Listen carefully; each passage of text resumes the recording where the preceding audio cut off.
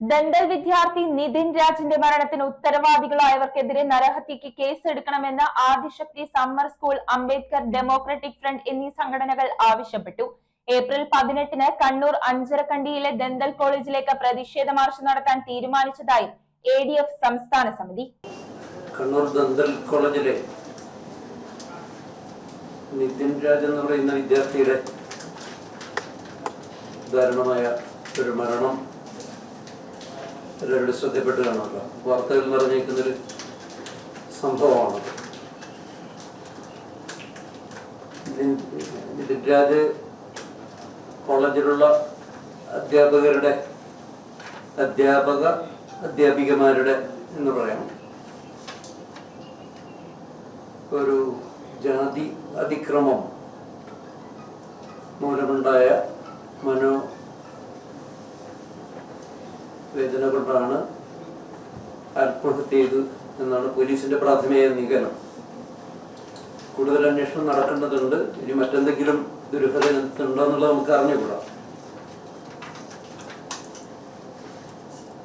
ഇത് കേരളത്തെ സംബന്ധിച്ചിടത്തോളം, ഈ ദളിത് ആദിവാസി വിദ്യാർത്ഥികളെ സംബന്ധിച്ചിടത്തോളം ഒരൊറ്റപ്പെട്ട സംഭവമല്ല. 2023-24 ശേഷം 26 അക്കാഡമിക് ഇയർ ഏതാണ്ട് തീരാൻ പോവാണ്. 2000-ഓളം SC/ST വിദ്യാർത്ഥികൾ പല നിലയിലുള്ള അതിക്രമം ക്യാമ്പസുകളിൽ നേരിട്ടിട്ടുണ്ട്. 15 വർഷക്കാലം മുമ്പ് രജനി എസ് ആനന്ദ് എന്ന് പറയുന്ന ഒരു പ്രൊഫഷണൽ വിദ്യാർത്ഥിനി, എഞ്ചിനീയറിംഗ് വിദ്യാർത്ഥിനി കെട്ടിടത്തിന്റെ മുകളിൽ നിന്ന് ചാടി, എൻട്രൻസ് കമ്മീഷന്റെ ഓഫീസിന്റെ മുകളിൽ നിന്ന് ചാടി ആത്മഹത്യ ചെയ്യുന്നത് സമയത്ത് അതിന് കൊടുക്കേണ്ട ഈ ഗ്രാൻഡ് പ്രതിമാസം ഒരു പ്രൊഫഷണൽ വിദ്യാർത്ഥിനിക്ക് ഹോസ്റ്റലിൽ താമസിക്കുന്നതിന് കൊടുക്കുന്നത് 1000 രൂപ മാത്രമേ ഉണ്ടായിരുന്നുള്ളൂ. അത് കൃത്യമായി കൊടുക്കാത്തതിൻ്റെ പേരിൽ പല പല ഓഫീസുകളിൽ കയറി ഇറങ്ങി അത് കിട്ടാതെ വന്നപ്പോഴാണ് ആ കുട്ടി മരണപ്പെട്ടത്. അത് കഴിഞ്ഞ് 15-16 വർഷം കഴിഞ്ഞു. ഇപ്പോൾ കേരളത്തിൽ ഏറെ ചർച്ച ചെയ്യപ്പെടുന്നത് SC/ST വിദ്യാർത്ഥികളെ സംബന്ധിച്ച് ഈ ഗ്രാൻഡിൻ്റെ വിഷയമാണ്. അവർക്ക് ഗ്രാൻഡ് കിട്ടാത്തത് കൊണ്ട് ഏതാണ്ട് 500-ഓളം വിദ്യാർത്ഥികൾ പഠനം നിർത്തിയതായി വാർത്തകളിൽ വന്നിട്ടുണ്ട്. സർക്കാർ അത് തന്നെ നിഷേധിച്ചിട്ടില്ല. അവർക്ക് ഭരണഘടനാപരമായി മാറ്റി വയ്ക്കുന്ന ഫണ്ട് വേണ്ടവണ്ണം വിനിയോഗിക്കപ്പെടാത്തതാണ് പ്രധാന പ്രശ്നം. അല്ലെങ്കിൽ വകമാറ്റി ചെലവഴിക്കുന്നു, മറ്റാവശ്യങ്ങൾ ചെലവഴിക്കുന്നു. അവരുടെ ഫീ കൃത്യസമയത്ത് ക്യാമ്പസുകളിൽ കൊടുക്കാത്തതിൻ്റെ പേരിലുണ്ടാകുന്ന വിഷയങ്ങളാണ്. നിതിൻ്റെ പ്രശ്നത്തിൽ അങ്ങനെ ഒരു വിഷയമുണ്ട്. ഞങ്ങളുടെ അന്വേഷണത്തിൽ മനസ്സിലായത് കുട്ടി നീറ്റിൻ്റെ പരീക്ഷ എഴുതി മോശമല്ലാത്ത MBBS വന്നില്ല എങ്കിലും BDS മെറിറ്റിൽ തന്നെ അഡ്മിഷൻ കിട്ടിയൊരു കുട്ടിയാണ്. SC വിഭാഗത്തിൽ മെറിറ്റ് അപൂർവമാണ് കയറി വരാറുള്ളൂ. അങ്ങനെ മെറിറ്റിൽ തന്നെ കയറി വന്ന കുട്ടിയാണ്. സ്വാഭാവിക കണ്ണൂർ മെഡിക്കൽ കോളേജ് എന്ന് പറയുന്നത് ഒരു സ്വാശ്രയ കോളേജാണ്. സ്വാശ്രയ MBBS കോഴ്സും ഉണ്ട്, BDS ഉണ്ട്. ആ ക്യാമ്പസിനെ സംബന്ധിച്ചിട്ടേറെ പരാതികളുണ്ട്. നിലവാരമില്ല, കുട്ടികളില്ലാത്തതിൻ്റെ പേരിൽ ആദിവാസി മേഖലയിൽ പാവപ്പെട്ട ആളുകൾ കൊണ്ട് കിടത്തി ചികിത്സ നടത്തുന്നു എന്നുള്ള പേരിൽ ചികിത്സ നടത്തുന്നു. കുട്ടികളില്ലാത്തതിൻ്റെ പേരിൽ തെറ്റായ വിവരം ഇന്ത്യൻ മെഡിക്കൽ കൗൺസിലിൽ കൊടുത്തതിൻ്റെ പേരിൽ അതിൻ്റെ NOC റദ്ദാക്കിയ ഒരു സ്ഥാപനമായിരുന്നു MBBS കോഴ്സിൻ്റെ. BDS എങ്ങനെ വിഷയമുണ്ടെന്ന് അറിഞ്ഞുകൂടാ. എന്തായാലും ഒരു സ്വകാര്യ സ്ഥാപനമായതുകൊണ്ട് തന്നെ മെറിറ്റിൽ വന്ന കുട്ടിയാണെങ്കിലും ഇതിന് ഫീ അടക്കണം. അത് ഗവൺമെൻറ്റാണ് കൊടുക്കേണ്ടത്. പക്ഷേ ഗവൺമെൻറ് നേരത്തെ പറഞ്ഞതുപോലെ കറക്റ്റ് ടൈമിന് കൊടുക്കാത്ത കുടിശ്ശികയുള്ളതിനാൽ സ്ഥാപനങ്ങൾ നിർബന്ധിക്കും കുട്ടികളോടാക്കാൻ. ഇങ്ങനൊരു പ്രഷർ നേരിട്ടിരുന്നൊരു കുട്ടിയായിരുന്നു. അപ്പോൾ സ്വാഭാവികമായിട്ടും ക്യാമ്പസിൽ ചെല്ലുമ്പോൾ ആദ്യം അധ്യാപകർക്കൊന്നും ഈ കുട്ടിയുടെ കമ്മ്യൂണിറ്റി അറിയണമെന്നില്ല. നിറങ്ങോട്ടൊക്കെ ചിലർ ഊഹിച്ചെടുക്കുമായിരിക്കാം. ഈ കുട്ടി മിടുക്കനായിരുന്നു എങ്കിലും ഇതിന് ഇത്തരത്തിലുള്ള കുറേ വൈതരണികളുണ്ട് എന്ന് അറിഞ്ഞതോടുകൂടി അധ്യാപകനും പ്രധാനാധ്യാപകനും അധ്യാപിക ഉൾപ്പെടെ അവനെ പലതരത്തിൽ പീഡിപ്പിക്കുന്ന തരത്തിൽ, ദ്രോഹിക്കുന്ന തരത്തിൽ പല നടപടി ഉണ്ടായി എന്നാണ് പറയുന്നത്. പത്രങ്ങളിലൂടെ വന്ന വാർത്തകൾ നിങ്ങൾ ശ്രദ്ധിച്ചു കാണും. ഹോസ്റ്റലിൽ കുട്ടിക്ക് റൂം കൊടുത്തിരുന്നത് ഒറ്റയ്ക്ക് സിക്ക് റൂമിലാണ് കൊടുത്തിരുന്നത്. അതിപ്പോൾ പോലീസ് സീൽ ചെയ്തിട്ടുണ്ട്. ഹോസ്റ്റലിൽ റൂമില്ലാത്തത് കൊണ്ടല്ല, റൂം അവൈലബിൾ അല്ല എന്ന് പറഞ്ഞ് ആ സിക്ക് റൂമിലാണ് ഇവനെ താമസിപ്പിച്ചിരുന്നത് എന്നുള്ളത് തന്നെ അതിൻ്റെ ഒരു വിവേചനത്തിൻ്റെ കാഠിന്യം നീ ഊഹിക്കുന്നു. റാഗിങ് അവിടെ ഉണ്ടായിരുന്നു. അത് ഈ കുട്ടിയെ മറച്ചു വെക്കുന്നില്ല. റാഗിങ് ഒരു യൂഷ്വൽ സംഭവം എന്നുള്ളവരിൽ കുട്ടികൾ അതിൻ്റെ സീസ് ഉണ്ടായിരുന്നു. കുട്ടിയുടെ സഹോദരിയുടെ ഒരു വീഡിയോ നിങ്ങൾ ഇന്നലെ ആരെങ്കിലും കണ്ടിട്ടുണ്ടാവുമെന്ന് അറിയുന്നു. അപ്പോൾ മുടി വെട്ടുന്നതിനെ സംബന്ധിച്ച്. അപ്പോൾ ഇത് കുട്ടികൾ വഴങ്ങിക്കൊടുക്കുകയാണ് ചെയ്തത്. ഇതിൽ സിദ്ധാർത്ഥൻ്റെ മരണത്തിൽ ഉണ്ടായിരുന്ന പോലെ സീനിയർ വിദ്യാർത്ഥികളുടെ നിന്ന് വളരെ ഗുരുതരമായ അക്രമങ്ങളൊന്നും ഉണ്ടായിട്ടില്ല. പക്ഷെ അതിനേക്കാൾ ഏറെ അക്രമം ഉണ്ടായിരുന്നത് അധ്യാപകരുടെയും അധ്യാപകരുടെ ഇടയിൽ നിന്നുള്ള ജാതിയുടെ പേരുണ്ടായിരുന്ന വിവേചനങ്ങളായിരുന്നു. കറുപ്പ് നിറത്തിന്റെ പേരിൽ ചില പ്രത്യേക ഇരട്ട പേര് വിളിക്കുക. അവിടെ സൈക്കോളജി ഡിപ്പാർട്ട്മെന്റ് ഹെഡ് പറഞ്ഞു വരുമ്പോൾ ഒരു മനോനിലയില്ലാത്ത അധ്യാപകനാണ്. പക്ഷേ നമുക്ക് മനോരോഗികളെ കുഴപ്പക്കാരാണെന്ന് പറയാൻ പറ്റില്ല, ശരിയുമല്ലല്ലോ. അതിന് അങ്ങനെ നമുക്ക് പറയാൻ പറ്റില്ല. ആ രീതിയിൽ ഒട്ടും ലോജിക്കൽ അല്ലാത്ത നിലയിൽ പെൺകുട്ടികളെ അപമാനിക്കുക, ആൺകുട്ടികൾ കൊണ്ട് പെൺകുട്ടികളെ അടിക്കുക, ശരീരത്തിന്റെ രൂപവും ഭാവങ്ങളും കളിയാക്കുക. തടിച്ചൊരു സീനിയർ വിദ്യാർത്ഥിനിയെ പോത്തെ എന്നാണ് പരസ്യമായി വിളിച്ചിരുന്നത്. റെക്കോർഡുകളോ നോട്ടുകളോ പരസ്യമായി കുട്ടികളുടെ രക്ഷകർത്താക്കളുടെ മുമ്പിൽ വെച്ച് തന്നെ കീറുക തുടങ്ങിയ കലാപരിപാടികളാണ് ഇദ്ദേഹം ചെയ്തിരുന്നത്. അപ്പോൾ SC/ST പെടാത്ത കുട്ടികളോട് ഇതാണ് നടപടി എങ്കിൽ, രക്ഷകർത്താക്കളുടെ മുമ്പിൽ തന്നെ ഇങ്ങനെയാണ് ചെയ്തിരുന്നതെങ്കിൽ ഈ കുട്ടിയുടെ എന്തായിരിക്കും ചെയ്തിരിക്കുന്നത് നിങ്ങൾക്ക് ഏതാണ്ട് ഊഹിക്കാവുന്നതാണ്. ഇൻബിറ്റ്വീൻ കുട്ടിയെ വേണ്ടിയിട്ട വേറൊരു വിഷയം, സാമ്പത്തികമായി പരാധീനതയുള്ള ഒരു കുടുംബ പശ്ചാത്തലമാണ്. അമ്മ ഒരു ക്യാൻസർ രോഗിയായിരുന്നു. കുടുംബാവശ്യത്തിന് വേണ്ടിയാണോ ഫീസിന് വേണ്ടിയാണോ നമുക്ക് അറിഞ്ഞുകൂടെ. ഏതൊരു ഓൺലൈൻ ആപ്പ് വഴി 14,000 രൂപ കടം വാങ്ങിച്ചു. ഇതൊരു യൂഷ്വൽ സംഭവമാണ്. എൻ്റെ മകൻ 5,000 രൂപ അടുത്തായിട്ട് എന്നോട് വിളിച്ച് പറഞ്ഞിരുന്നു. ഇതൊക്കെ അവർ തിരിച്ചടക്കും ചെറു ജോലിയിൽ അറിയിക്കുകയാണെങ്കിൽ. അതൊരു വലിയ പാതമൊന്നുമല്ല. യൂഷ്വലി ഇതിനെക്കുറിച്ച് അറിയാവുന്ന കുട്ടികളും വിദ്യാർത്ഥികളും യുവാക്കളൊക്കെ ചെയ്യുന്നൊരു കാര്യം ഓൺലൈൻ ആപ്പ്. അങ്ങനെ എന്തോ ഒരു 14,000 ഈ കുട്ടി എടുത്തിരുന്നു. അത് തിരിച്ചടക്കുകയും ചെയ്തിട്ടുണ്ടെന്നാണ് പെൺകുട്ടി പറയുന്നത്. ഇതിനെ വഴിതിരിച്ചു വിടാൻ, ഇത് തിരിച്ചടവ് വൈകിയതുകൊണ്ടാണ് കുട്ടി മനംനൊന്തതാണോ സംശയം ഉണ്ടെന്നുള്ള നിലയിലെല്ലാം തന്നെ ഇതിനെ ട്വിസ്റ്റ് ചെയ്യാനും ഡൈവേർട്ട് ചെയ്യാനുള്ള ഒരു ശ്രമം പോലീസ് വൃത്തങ്ങളിൽ നടക്കുന്നുണ്ട്. അതാണ് പ്രശ്നം. അട്രോസിറ്റി കേസ് രജിസ്റ്റർ ചെയ്തിട്ടുണ്ട്. ബോധപൂർവമില്ലാത്ത നരഹത്യ എന്ന് പറഞ്ഞാൽ 304 എന്ന് പറയുന്നൊരു വകുപ്പ്. മർഡർ എന്ന് പറഞ്ഞാൽ ഒരാളെ ബോധപൂർവ്വം അറിഞ്ഞുകൊണ്ട് കോൺസ്പിറസി നടത്തി കൊല്ലുന്നതാണ് 302. ഒരാൾ അറിഞ്ഞോ അറിയാതെയോ അല്ലെങ്കിൽ ഒരാൾ ശ്രദ്ധിക്കപ്പെടാതെ അല്ലെങ്കിൽ അയാൾ കൊല്ലാൻ ഉദ്ദേശിച്ചിട്ടില്ല പക്ഷെ അവനെ പറ്റിപ്പോയി എന്ന് പറയുന്നതാണ് 304 എന്ന് പറയുന്ന വകുപ്പ്. കാൽപ്പബിൾ ഹോമിസൈഡ് എന്ന് പറയും ക്രിമിനൽ നിയമം അനുസരിച്ച്. അബദ്ധത്തിൽ പറ്റിയതോ അല്ലെങ്കിൽ അറിയാതെ പറ്റിപ്പോയ ഒരു കൊല എന്നൊരു വകുപ്പ് മാത്രമാണ് എടുത്തത്. ഇതങ്ങനെയുള്ള സാധനമല്ല. ഇതൊരു മർഡറാണ്. അതിപ്പോൾ ഇനി മേലെ നിന്ന് തള്ളിയിട്ടാണോ എന്ന് നമുക്ക് അറിഞ്ഞുകൂടാ. ഇനി അല്ലെങ്കിലും ഈ കുട്ടി അവസാനം പ്രിൻസിപ്പലിന്റെ റൂമിലാണ് ഉണ്ടായിരുന്നതെന്നാണ് പറയുന്നത്. ഭീഷണിപ്പെടുത്തിയതായിട്ട് നേരത്തെ അധ്യാപകൻ നീ പുറത്ത് പറഞ്ഞാൽ നിന്റെ കൈയും കാലും ഇടിപിടിക്കുന്നൊക്കെ പറഞ്ഞ കുട്ടിയുടെ തന്നെ വീഡിയോ ഉണ്ട്. അപ്പോൾ അതെല്ലാം പറഞ്ഞ നിങ്ങളിങ്ങനെ ഞാൻ അധികം ഇതാക്കുന്നില്ല. എന്തായാലും ക്യാമ്പസുകളിൽ ഇത്തരത്തിൽ പൊതുവേ നടക്കാറുണ്ട്. അതിനേറ്റവും വേഴ്സ്റ്റ് ആയിട്ടുള്ള ഒരു ഫോമാണ് ഈ ക്യാമ്പസിൽ കണ്ടത് എന്നാണ് നമുക്ക് മനസ്സിലാക്കുന്നത്. അവർക്ക് നരഹത്യ കേസ് അല്ല നരഹത്യ കുറ്റം മാത്രം ചാർത്തിയാൽ പോരാ, ഈ സ്ഥാപനത്തിന്റെ NOC റദ്ദാക്കണം. അവർക്ക് ഇങ്ങനെ കോളേജ് നടത്താനുള്ള യോഗ്യതയില്ല. മുഴുവൻ അധ്യാപകരെയും അവിടുന്ന് പിരിച്ചുവിടുന്നതാണ് കുറ്റങ്ങളെ. 3 പേരാണ് ഒരു സ്ഥാപനം 3 പേരെ സസ്പെൻഡ് ചെയ്തിട്ടുണ്ടെങ്കിൽ അവരുടെ മുമ്പിൽ അതിന് ന്യായയുക്തമായുള്ള റീസൺ വരാതെ ചെയ്യില്ലല്ലോ. അത് ക്ലിയർ ആണ്. അതുകൊണ്ടാണ് ചെയ്തിരിക്കുന്നത്. എന്തായാലും ഇത് അങ്ങേറ്റം ഒരു അപകടകരമായ ഒരു ട്രെൻഡിലേക്കാണ് ഇത് പോകുന്നത്. മാതൃകാപരമായി കുറ്റവാളികൾക്ക് ശിക്ഷ കൊടുക്കാത്തൊരു സമൂഹമായി നമ്മൾ മാറുകയാണെങ്കിൽ ഇതെല്ലാം സ്റ്റാൻഡർഡൈസ് ചെയ്യും. കേരളത്തിൽ പൊതുവിളിപ്പ് നടക്കുന്നത് ഇപ്പോൾ ഏതാണ്ട് അങ്ങനെയാണ്. വലിയ കുറ്റകൃത്യം ഉണ്ടെങ്കിൽ പ്രത്യേകിച്ച് ഈ വിഭാഗക്കാരനാണെങ്കിൽ വയനാട്ടിൽ ഒരുപാട് ആദിവാസി കുട്ടികളിൽ പലരും 2-3 ഇയാൾ വയനാട്ടിലാണ്, ഇദ്ദേഹം വയനാട്ടിലാണ്. ട്രൈബൽ യൂത്തൊക്കെ തന്നെ പലതരത്തിലും തല്ലിക്കൊന്നാലും വാടക്കം കണ്ടിലൊക്കെ തൂങ്ങി മരിച്ചു എന്നൊക്കെ പോലീസ് റിപ്പോർട്ട് ഉണ്ടാക്കുന്നു. വിശ്വനാഥൻ എന്ന് പറയുന്ന ഒരു പാവം ഒരു യുവാവിനെ കൗമാരപ്രായത്തിൽ കല്യാണം കഴിച്ചു എന്നതിൻ്റെ പേരിൽ മരണപ്പെട്ടതാണ്. അത് ദുരൂഹമരണമായി തള്ളിയിട്ടുണ്ട്. ആത്മഹത്യയാണെന്ന് പറയുന്നു. വേറൊരാള് കോഴിക്കോട് മെഡിക്കൽ കോളേജിൽ ഇതേപോലെയുള്ള കേസിൽ കൊല ചെയ്യപ്പെട്ടിട്ടുണ്ട്. അത് തൂങ്ങിമരണമാണെന്ന് പോലീസ് സ്ഥാപിച്ചിട്ടുണ്ട്. അതുപോലെ ഇതിനെ വഴിതിരിച്ചു വിടുന്ന ഒരു രീതി കേരളത്തിലെ ആഭ്യന്തര വകുപ്പ് കുറച്ച് നാളായി തുടരുന്നതാണ്.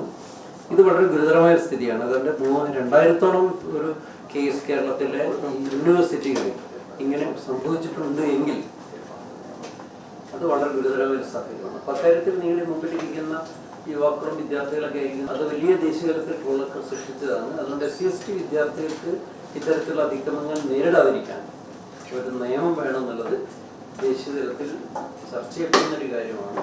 പല സ്റ്റേറ്റുകളും നിയമം പാസ്സാക്കി കഴിഞ്ഞു. റീസെൻ്റായിട്ട് കോൺഗ്രസ് ഭരിക്കുന്ന കർണാടകത്തിൽ ആ നിയമത്തിന് രോഹിത് ആക്ട് എന്നാണ് പൊതുവെ പറയപ്പെടാറ്.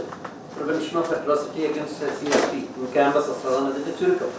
അപ്പോൾ അതിനൊരു ഓൺലി അറിയപ്പെടുന്നൊരു പേരെന്നുള്ളതിൽ രോഹിത് ആക്ട് എന്ന് പറയാറുണ്ട്.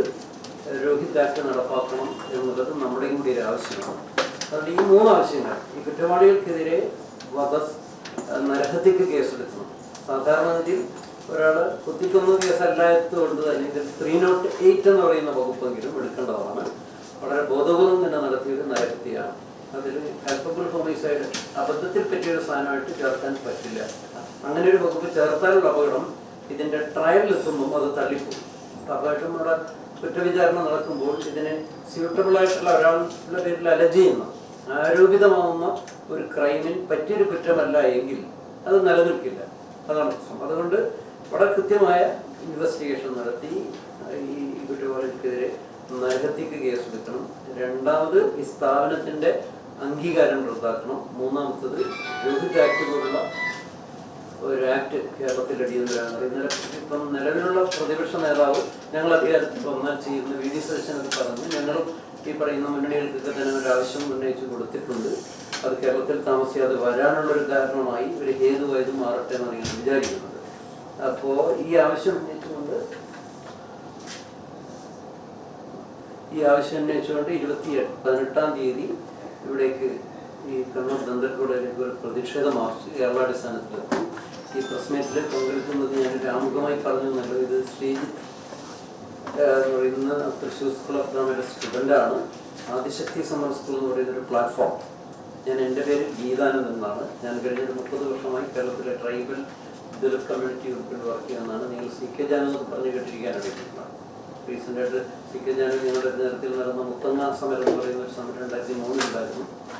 അതിൻ്റെ ഒരു സിനിമാറ്റിക് വേർഷനാണ് അടുത്ത കാലത്ത് വന്ന ഈ എന്താണ് നരിവേട്ട.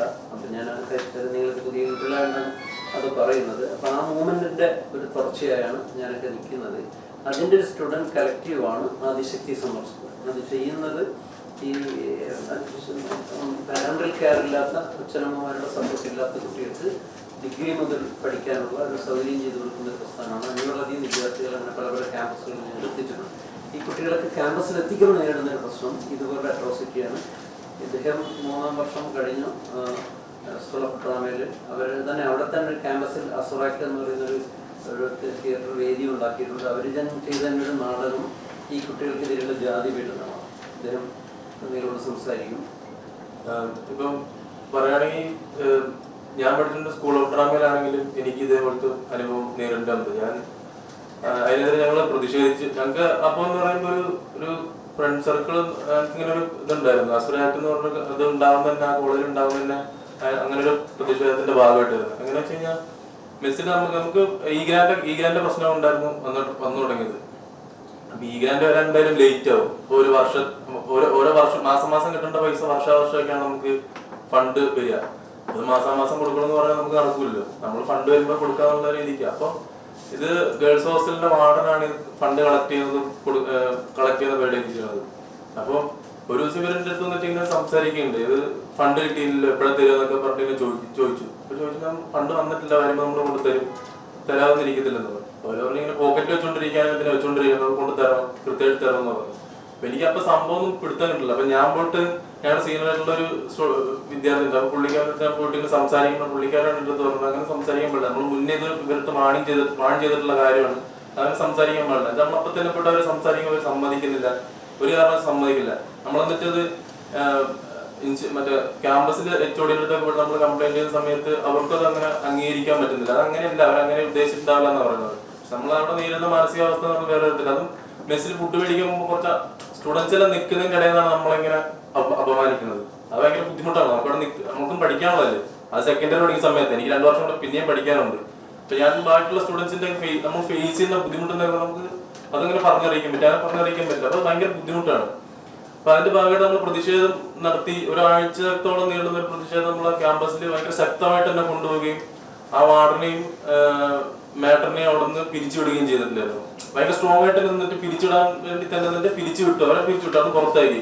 കാരണം മുന്നോട്ട് തുടരാൻ പറ്റില്ല. അടുത്തൊരു സ്റ്റുഡന്റ് വരുന്ന സമയത്ത് വീണ്ടും അവർ ആവർത്തിക്കും, തീർച്ചയായിട്ടും ആവർത്തിക്കും. അവര് മുന്നേ ഒന്ന് വാൺ ചെയ്ത് വിട്ടാണ്, വീണ്ടും അവർ ആവർത്തിച്ച സമയത്ത് പിന്നെ ആവർത്തിക്കില്ലെന്ന് പറയാൻ പറ്റില്ലല്ലോ, അവർ പിരിച്ചു വിട്ടു. അതുപോലെ തന്നെ അവിടുന്ന് അസുരാക്ട് ഉണ്ടാവുകയും അസുരാക്ടിന്റെ ഭാഗമായിട്ട് ഞങ്ങള് ആ ശക്തിയിലെ സ്റ്റുഡൻസ് എല്ലാം കൂടെ ചേർന്ന് എങ്കളവച്ച എന്ന് പറഞ്ഞൊരു നാടകം ഉണ്ടായിട്ടുണ്ട്. എങ്കളവച്ച ഇത് പ്രധാനമായിട്ട് ഈ വിഷയം തന്നെയാണ് ചർച്ച ചെയ്യുന്നത്. ഈ ഗ്രാൻസ് നമ്മൾ സോഷ്യലി നമ്മൾ നേരിടുന്ന കുറെ പ്രശ്നങ്ങള്, സംവരണം എന്ന് പറയുന്ന എല്ലാ കാര്യങ്ങളും ഉൾപ്പെടുത്തിയിട്ടാണ് കൃത്യമായിട്ട് അതിനകത്ത് ചോദിക്കുന്നുണ്ട്. അതിനകത്ത് അവസാനം എന്റെ നമ്മൾ പായലത്തെത്തി, രോഗത്തുമ്പില, രജനീയ സ്ഥാനത്ത്, ഇങ്ങനെയുള്ള ഇൻസ്റ്റിറ്റ്യൂഷണൽ മർഡർ സംഭവിച്ചിട്ടുള്ള ഇത്രയും വിദ്യാർത്ഥികളുണ്ട്. ഒരു കുറച്ചധികം വിദ്യാർത്ഥികളുണ്ട്. ഇവരെല്ലാം വെച്ചിട്ടാണ് നമ്മൾ ഈ നാടകം ചെയ്തേക്കുന്നത്. അപ്പം അവസാനം നമ്മളൊരു ക്വസ്റ്റ്യൻ മാർക്ക്, ഇനി ആരെന്നുള്ളൊരു ക്വസ്റ്റ്യൻ മാർക്കിലാണ് നമ്മൾ നിർത്തുന്നത്. ആ ക്വസ്റ്റ്യൻ മാർക്കിൽ ഇപ്പം അവസാനമായിട്ട് നിധി, ഇനി ഇത് അവസാനിക്കുമെന്ന് നമുക്ക് പറയാൻ പറ്റുമോ? ഒരിക്കലും അവസാനിക്കില്ല. ഇതിന് തുടർന്നുകൊണ്ടിരിക്കത്തേ ഉള്ളൂ. ഇത് എവിടം വരെ പോകുന്ന നമ്മൾ കുറെ കാലം കേട്ടു കേരളത്തിൽ ഭയങ്കര വിദ്യാഭ്യാസ മേഖല ഭയങ്കര ഇതായിട്ട് നിൽക്കുവാണ്. അങ്ങനെ ഒരു കേരള സംസ്ഥാനത്തിലാണ് ഇങ്ങനൊരു സംഭവം സംഭവിച്ചിട്ടുള്ളത്. ഒരു ലോവർ ലിംഗത്തിൽപ്പെട്ട ഒരു ദളിത് കുടുംബത്തിലെ ഒരു വിദ്യാർത്ഥി ഒരിക്കലും അവർക്കൊരിക്കലും അവർ സ്വപ്നം കാണുന്ന പോലെ ഒരു വിദ്യാഭ്യാസം ഉണ്ടാവുന്ന വരില്ല. ഒരു സ്വാശ്രയ കോളേജിലൊക്കെ പഠിക്കുന്ന ഒരു വിദ്യാർത്ഥിക്ക് ഒരിക്കലും അവർ നേരിടുന്ന ചൂഷണങ്ങളോ അവർ നേരിടുന്ന മാനസികമായിട്ടുള്ള വെല്ലുവിളികളും ഭയങ്കര ഭയാനകരമായിരിക്കും.